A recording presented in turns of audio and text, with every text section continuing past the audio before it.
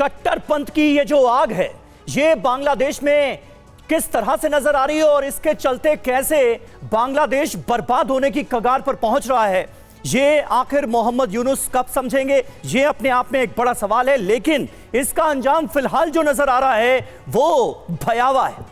आप देखिए कि आज की तारीख में बांग्लादेश में अराजकता किस कदर बढ़ गई है। लूट हत्या के मामले बढ़े हैं, हिंसा जमकर हो रही है। यूनुस सरकार आने के बाद हिंसा में इजाफा हुआ है। पिछले साल 2200 से ज्यादा केसेस सामने आए थे। टकराव की स्थिति का आलम यह है कि सेना और सरकार में मतभेद की भी खबर सामने आ रही है। यूनुस के तख्ता पलट की आशंका भी बनी हुई है। उद्योगों का हाल भी देख लीजिए। अब तक 140 कपड़ा फैक्ट्रियां बंद हो गई हैं। बेरोजगारी चरम पर है। अगस्त से अब तक 1 लाख लोगों की नौकरियां गई हैं। हमारे साथ प्रोफेसर संजय भारद्वाज भी इस वक्त मौजूद हैं। प्रोफेसर संजय, किस तरह से आप देख रहे हैं बांग्लादेश आखिर किस कगार पर पहुंचता नजर आ रहा है? अंजाम क्या हो सकता है? बिल्कुल चिंता का विषय है और आपने बिल्कुल सही कहा कि जो वहाँ पे डिफरेंट इंस्टीट्यूशन है, आर्मी है, पुलिस है, सरकार है, कोई तालमेल नहीं है। पुलिस बिल्कुल भी, क्योंकि पुलिस के साथ जिस तरीके की जाती हुई उसके बाद पुलिस कोऑपरेट नहीं कर रही है। वहाँ लॉ एंड ऑर्डर की सिचुएशन है, पहली बात। दूसरी बात कि ये जो आतंकी संगठन IS है, JMB है, बांग्ला भाई थे, हुजी भी थे, ये कई आतंकी संगठन वहाँ पे रहे हैं। 2001 से 2006 के बीच में वहाँ जब BNP की सरकार थी, वो जमात इस्लाम और इस्लामिक ओकियोजोत से समर्थित थी।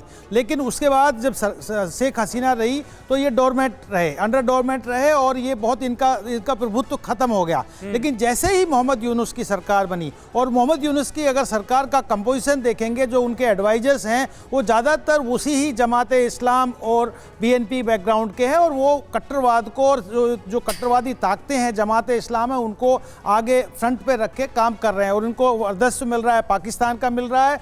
तो ये आज फिर से वापस से अपना वजूद बनाए हुए हैं। इसमें एक बहुत बड़ी बात यह है कि देखिए किसने क्रिएट किया, तालिबान किसने क्रिएट किया, मुजाहिदीन किसने क्रिएट किया, अमेरिका ने। और ये जो जमात इस्लाम को वापस से लेके आए हैं और ये ISI और अलकायदा के जो झंडे बुलंद हो रहे हैं, इसमें अमेरिका इसके लिए कल्प्रिट है। आज वो कल रिग्रेट करेंगे, लेकिन उन्होंने जो जिस तरीके का ये डेमोक्रेसी और अपने स्ट्रेटेजिक इंटरेस्ट के लिए ये काम किया है, ये पूरे जो ईस्टर्न साउथ एशिया सब रीजन के लिए खतरे की घंटी बजा दी है। मुझे लगता है कहाँ तो ये कहा जा रहा था कि भाई ये बाइडेन के पिट्ठू हैं, अब डोनाल्ड ट्रंप आ गए तो भी हालात जस के तस हैं।